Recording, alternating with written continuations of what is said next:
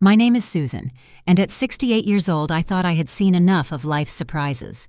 I've been a widow for 5 years now, living alone in the 4-bedroom house that my late husband Robert and I built together 40 years ago. Every morning, I sit in my favorite armchair by the living room window, watching the sunrise paint golden streaks across the rose garden Robert planted for our 25th anniversary. Those roses still bloom every spring, a beautiful reminder of the love we shared and the life we created within these walls. But last month, everything I thought I knew about my family crumbled with one phone call from my son David. Before I share what happened next, I'd love to know where you're watching from today. Please hit that like button if this story resonates with you, and don't forget to subscribe for more real-life stories.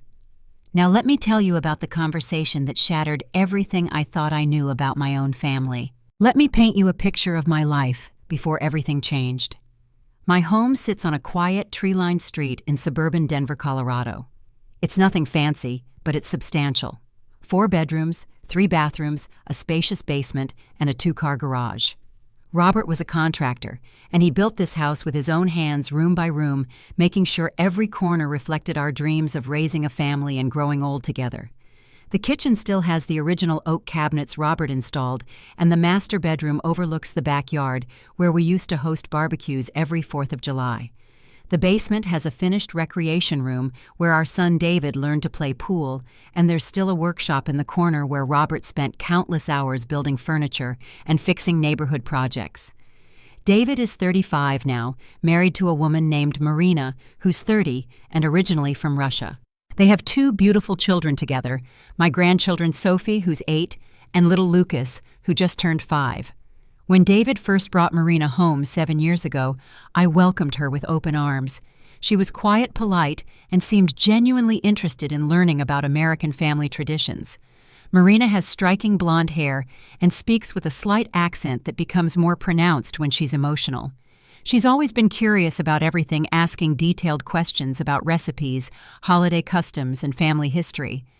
I admired her eagerness to fit in and appreciated how she encouraged David to visit me regularly. The early years of their marriage were wonderful. Marina would bring the children over for Sunday dinners, and she'd help me in the kitchen, learning to make Robert's favorite pot roast and my grandmother's apple pie.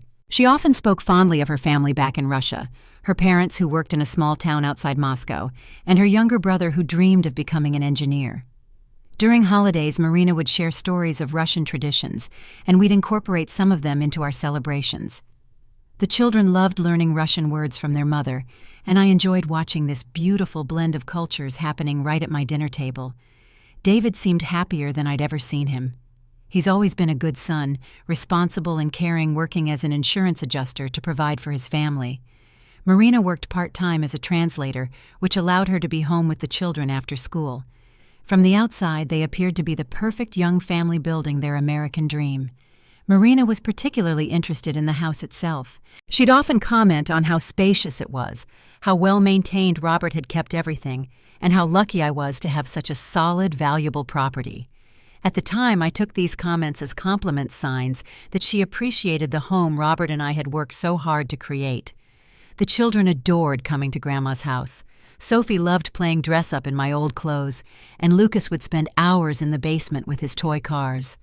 The house echoed with their laughter, bringing back memories of when David was small and filled these same rooms with his own childhood adventures. Looking back, I can see the signs started appearing about 6 months ago, though I didn't recognize them as warning signals at the time. Marina's questions about the house began to change. Instead of casual admiration, she started asking more specific, almost technical questions.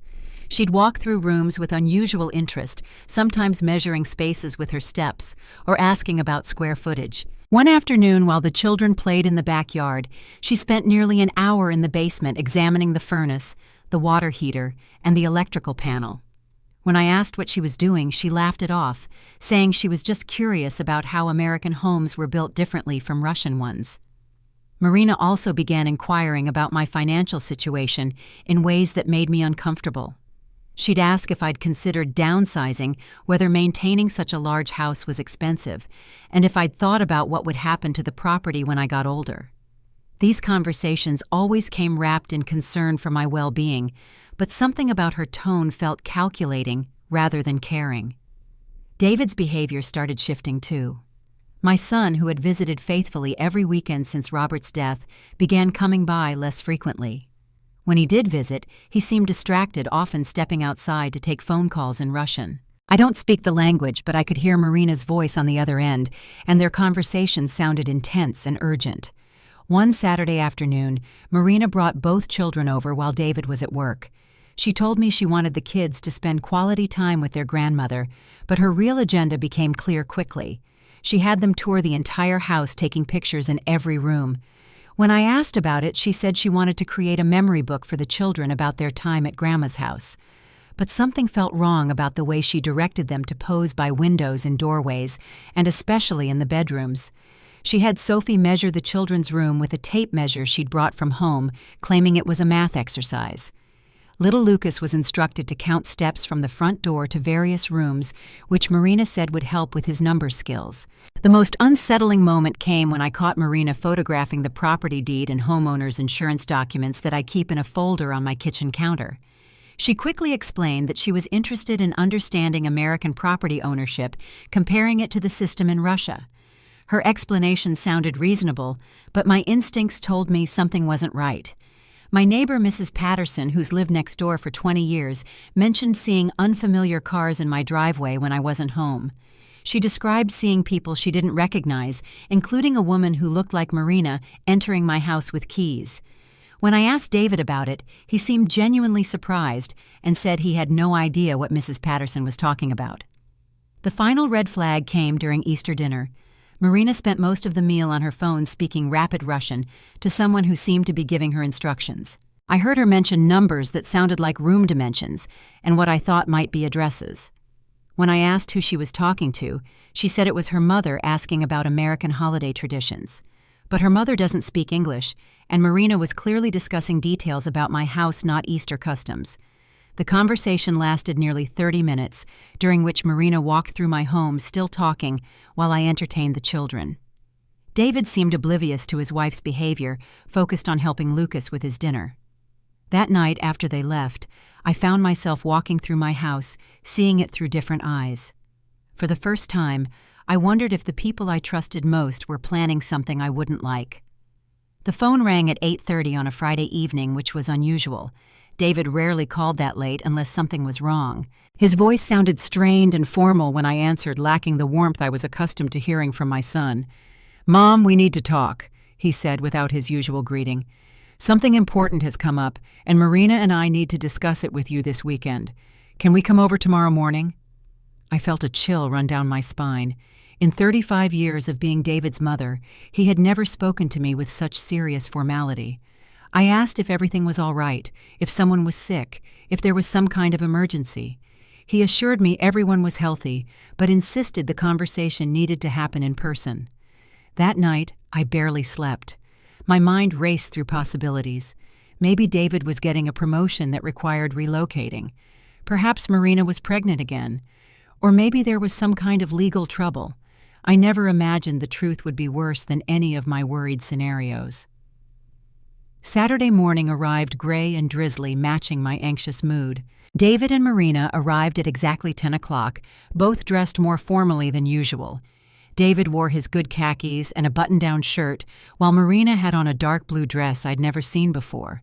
Most tellingly, they hadn't brought the children, which was unprecedented for a weekend visit. They entered my home with an air of ceremony that felt completely foreign. Instead of Marina heading to the kitchen to start coffee as she normally did, both of them sat rigidly on my living room sofa, facing me like I was attending some kind of business meeting in my own home. Marina began the conversation, which should have been another warning sign. Usually David took the lead in family discussions, but this time his wife clearly had the script prepared. She started by expressing gratitude for how welcoming I'd been to her, and the children, how much she appreciated having such a wonderful mother-in-law.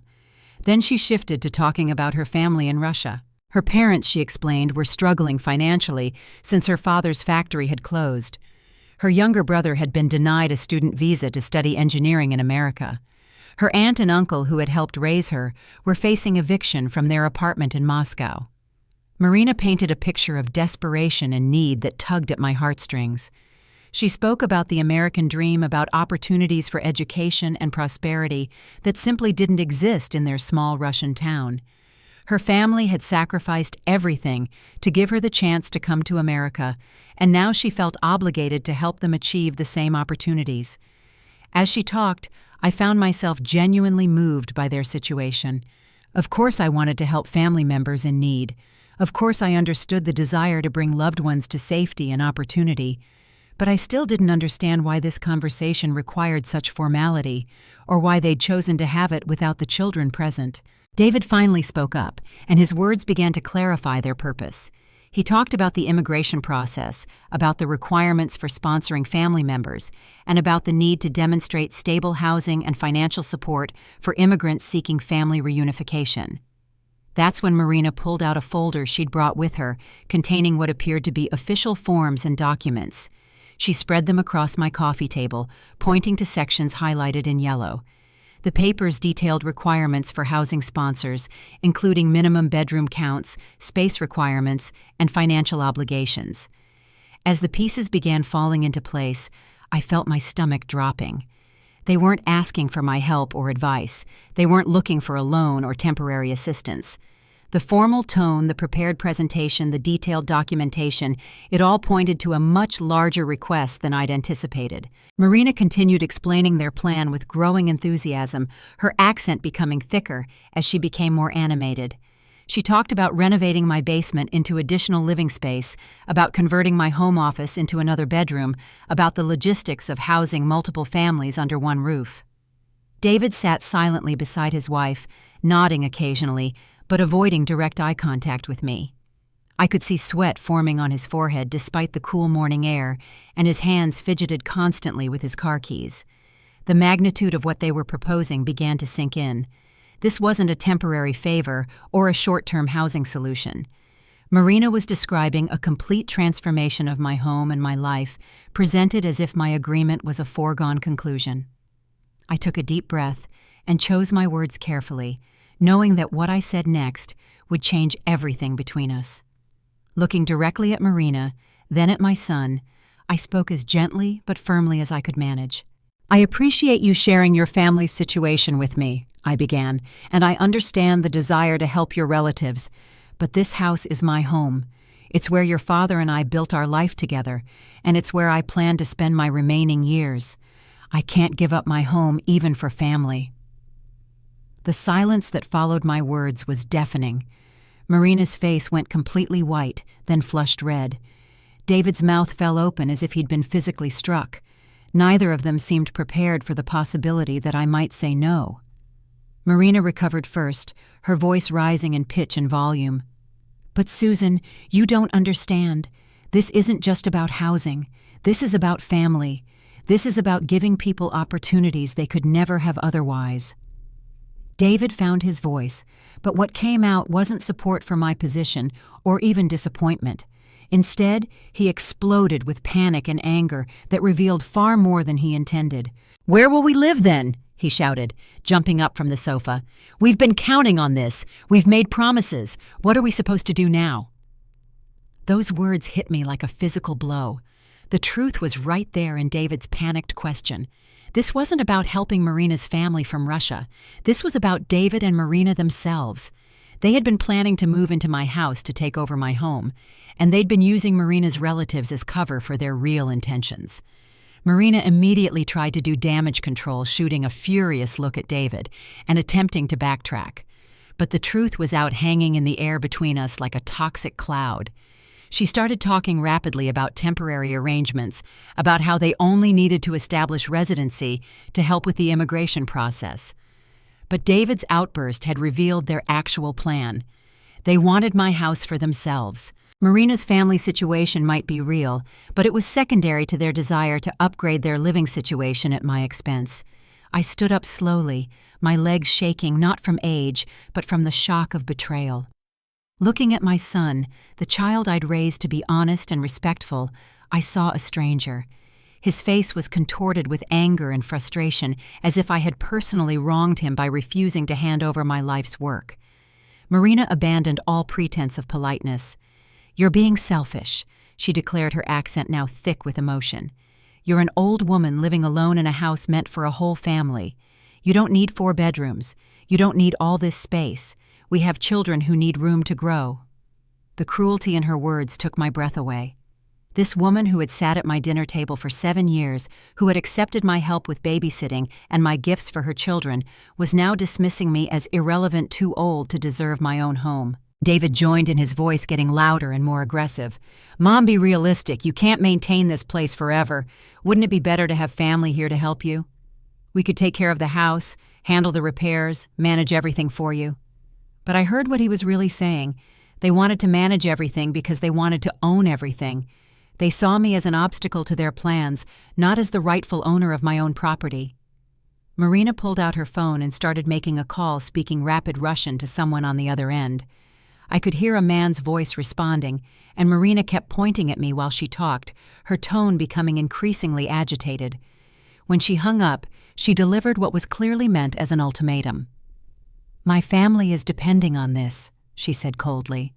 "If you don't help us, we'll have to reconsider our relationship with you. The children will be very disappointed to learn their grandmother cares more about a house than about their future." The threat was unmistakable. Give us your house or lose your grandchildren. It was emotional blackmail of the cruelest kind, using my love for Sophie and Lucas as leverage to force me into surrender. David nodded in agreement with his wife's threat, crossing his arms and staring at me with cold eyes I'd never seen before. "You need to think about what's really important here, Mom. Family should come first." I felt tears beginning to form, not from sadness, but from rage.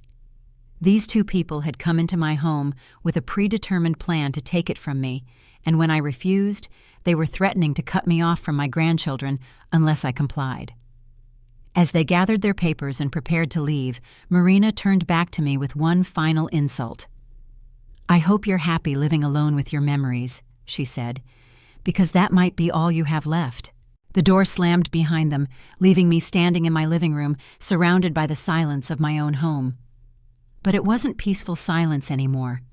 It was the silence of betrayal, of family bonds broken, of trust, destroyed by greed and manipulation. The first 3 nights after their visit, I didn't sleep at all. I kept replaying the conversation, analyzing every word, trying to understand how I'd missed the signs that my own son was plotting against me. During the daylight hours, I moved through my house like a ghost, seeing everything differently now. The rooms that had always felt warm and welcoming now seemed vulnerable, as if they'd been violated by the knowledge that David and Marina had been planning to claim them. I found myself checking locks, obsessively drawing curtains earlier in the evening, and jumping at every unexpected sound. On the 4th day, I called my family attorney, Mr. Henderson, who'd handled Robert's estate planning. I needed to understand my legal position and make sure my property was properly protected. During our meeting, he asked if I'd noticed any unusual activity related to my house, any attempts to gather information about the property's value or legal status. When I described Marina's questions and photographing of documents, his expression grew serious. He advised me to check with my bank and credit agencies to ensure no one had attempted to access my financial information or apply for credit in my name. That afternoon, I called my real estate agent, the woman who'd helped us buy the house 40 years ago and who now handled properties throughout the neighborhood. I asked if anyone had been making inquiries about my property, and her answer chilled me to the bone. 3 weeks earlier, a young woman matching Marina's description had contacted the office claiming to be my daughter-in-law and asking for a property valuation for estate planning purposes. The agent had provided general market information, assuming it was a legitimate family request. Further investigation revealed that Marina had also contacted the county assessor's office requesting copies of my property records and tax information. She'd told them she was helping her elderly mother-in-law organize important documents, and they'd provided everything she requested. The scope of their planning became clearer with each discovery. This hadn't been a spur-of-the-moment request. They'd been researching my property, its value, and the legal requirements for months, possibly years. I also learned that David had been telling his coworkers about plans to move into a larger house in my neighborhood. Several people mentioned congratulating him on his family's upcoming housing upgrade conversations that had apparently been happening for months before their visit to me. The most heartbreaking discovery came when I was cleaning out a drawer and found a drawing that Sophie had made during her last visit. It showed stick figures labeled Mommy, Daddy, Sophie, Lucas, and Grandma Susan, all standing in front of a house that looked remarkably like mine. At the bottom, in her careful 8-year-old handwriting, she'd written, "Our new house." Marina had been preparing the children for the move, building their expectations and excitement about living with Grandma. Sophie and Lucas had been looking forward to having their own rooms in my house, completely unaware that their parents' plan required displacing me from my own home. That night, I received a text message from David that read, "Mom, we're willing to compromise. Call me when you're ready to be reasonable."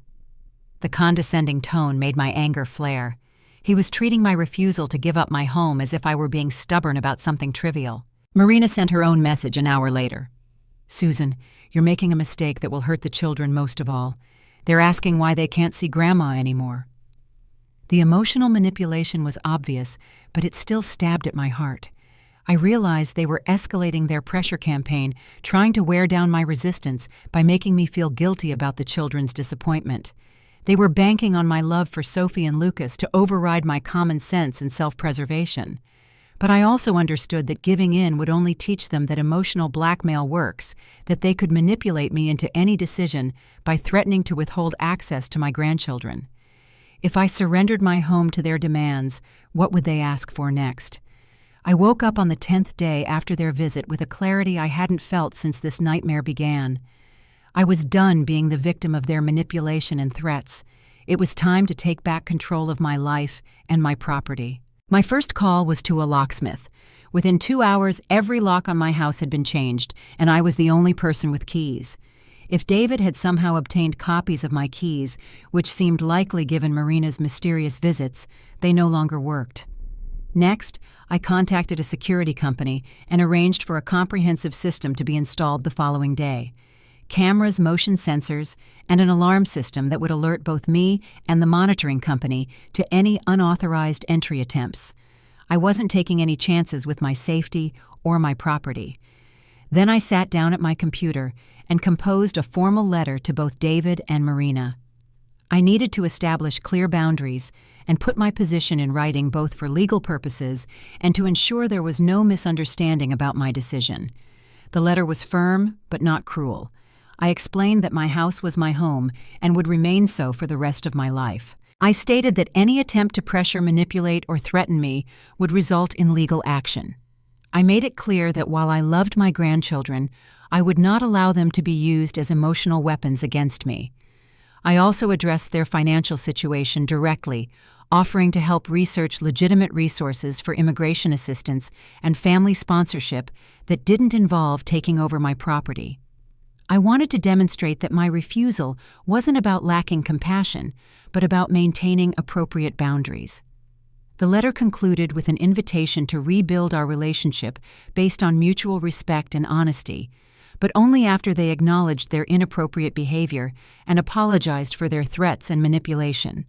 I sent the letter via certified mail, ensuring they couldn't claim they never received it, and I kept copies for my attorney and my own records. The response came within 24 hours, not in the form of a thoughtful reply, but through a series of increasingly aggressive phone calls. David called first, his voice tight with anger, accusing me of overreacting and being unnecessarily formal about family matters. "We're trying to solve everyone's problems," he insisted, "and you're acting like we're criminals. We're families help each other." But when I pressed him about his outburst regarding where they would live, he became defensive and evasive. He tried to claim I'd misunderstood, that he'd simply been worried about his wife's family, not expressing his own housing plans. Marina's call came 2 hours later, and she abandoned all pretense of civility. She accused me of being cruel, selfish, and ungrateful for all the times they'd helped me with yard work and home maintenance. She claimed I was ruining her children's lives by denying them the opportunity to grow up in a proper house. "You're going to regret this," she threatened. "When you're old and sick and need help, don't expect us to be there. You've made your choice." Her words stung, but they also confirmed that I'd made the right decision. This wasn't the voice of someone who cared about my well-being. This was someone angry that their manipulation had failed. The most difficult moment came when she put Sophie on the phone.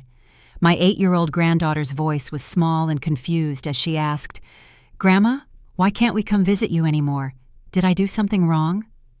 My heart broke hearing the pain in Sophie's voice, but I also recognized Marina's cruelty in using the child to deliver an emotional attack. I assured Sophie that she'd done nothing wrong and that I loved her very much, but I couldn't continue the conversation with Marina, controlling the narrative from the background. After hanging up, I called my attorney again. He advised me to document all communications and consider obtaining a restraining order if the harassment continued. He also suggested that I might want to update my will to ensure my wishes regarding my property were absolutely clear. That evening, I did something I hadn't done since Robert died. I walked through every room of my house, touching the walls, remembering the love and labor that had gone into creating this home. I wasn't going to let anyone take this away from me, not even my own son. 3 months have passed since that awful Saturday morning, and I'm writing this story from my favorite chair in the living room, watching Robert's roses bloom in their full spring glory. The journey to get to this place of peace hasn't been easy, but it's been necessary for my emotional survival. The first month was the hardest. I grieved not just for the loss of my relationship with David and Marina, but for the loss of the illusion that family always means safety and unconditional love.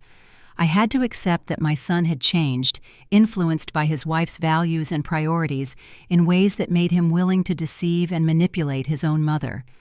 I found solace in my garden, spending hours tending to Robert's roses and planting new perennials that would bloom for years to come.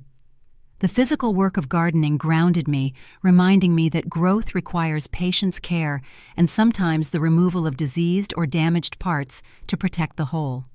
My neighbors, especially Mrs. Patterson, rallied around me during those difficult weeks. Word had spread about my situation, and I discovered that several other elderly homeowners in the neighborhood had faced similar pressure from adult children or relatives who saw their property as an inheritance to be claimed while they were still alive. I also reconnected with old friends I'd neglected during the years when family visits consumed most of my social time. Coffee dates, book club meetings, and volunteer work at the community center filled the empty spaces in my schedule and reminded me that my worth wasn't defined by my usefulness to people who wanted to exploit my generosity. 6 weeks after our confrontation, I received a letter from David. Not an email or a text message, but an actual handwritten letter delivered to my mailbox. His penmanship was still the same careful script I'd taught him as a child, and seeing it brought tears to my eyes before I'd even read the contents. The letter was an apology, sort of. David acknowledged that he and Marina had handled the situation poorly and that they'd been wrong to threaten me with losing access to my grandchildren. He explained that Marina's family situation was genuine and desperate, and that they'd felt enormous pressure to find a solution quickly. However, the letter also contained justifications and excuses that showed he still didn't fully understand the magnitude of their betrayal. He wrote about the housing market, about the difficulty of finding affordable properties large enough for extended families, about the stress of trying to help loved ones from another country navigate American bureaucracy. Most tellingly, he never directly apologized for planning to take over my house without my knowledge or consent. He framed their deception as poor communication rather than deliberate manipulation. I read the letter 3 times before deciding how to respond.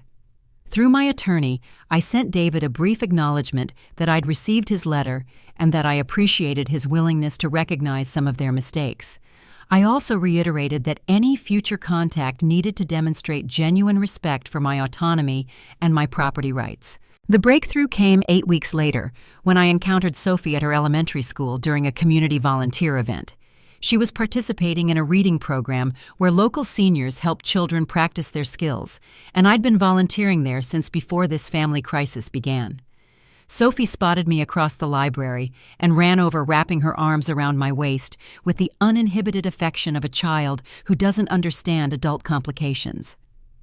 "Grandma Susan, I missed you so much. Are you still mad at us?" Her innocence broke my heart all over again. I knelt down to her level and explained in age-appropriate terms that sometimes adults disagree about important things, but that my love for her never changes.